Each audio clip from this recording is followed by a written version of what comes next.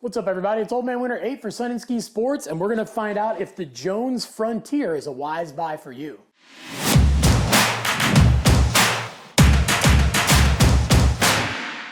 So the Frontier is one of the longest lasting boards within Jones's lineup, and it definitely has some tweaks over the years, but it does just get better and better. So right off the bat, obviously you can see it is a directional shape. We've got that nice long nose. We also have a very elongated kick up in the nose, and that's basically something that's going to get you up on top of the snow. And we've got that little bit shorter tail with that little bit squattier kick, and that's going to want to sit the tail down when you get it in the deep snow. It does have 5 millimeters of taper, so you are getting a little bit wider nose. It's giving you, again, just that little extra advantage when you are riding in one direction. Then we look at the profile on this thing. It is a camber to rocker design, so you basically get camber exactly where you need it to give you the power, not just along the length of the board, but also in and out of your turns when you're twisting the board. It helps add a little bit of that snap without actually having to add anything inside the board. And then with that rocker, we get that nice, easy catch-free feel up in the nose and tail, and it's giving you a little bit more of that float. And as if that wasn't enough, it also has their medium 3D contouring up in the nose and in the tail. And that's basically where the board has been spooned out and giving a little bit of a three-dimensional shape, so it lifts up at your contact points all the way around the front of the board to the other contact point.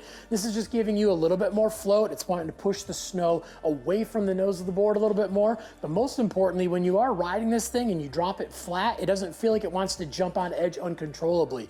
You control how it goes from edge to edge, and it does initiate those turns easily as well. Then when we go inside of the board, we have a nice sturdy core with a biaxial fiberglass. It does give it a little bit more of a medium soft flex overall, but it doesn't feel too soft to the point that you can't go out and take some speed on it. And when you go to lay on those carves, not only are you getting that sturdiness from the core and the fiberglass, but it also has their medium traction tech where the edge bumps out a little bit at your feet and in the middle of the board. So you're not only getting those main contact points up at where your carve starts and where your carve ends, but we're getting some extra contact points in the middle of the board that are really going to make this thing dig into some of those harder, icier conditions, and it's really going to hold an edge like it's a little bit more of a medium, maybe even up to a medium stiff board. And then the base on this thing is their classic 8000 sintered base that is one of the more durable and faster bases on the market. But is the Jones Frontier a wise buy for you?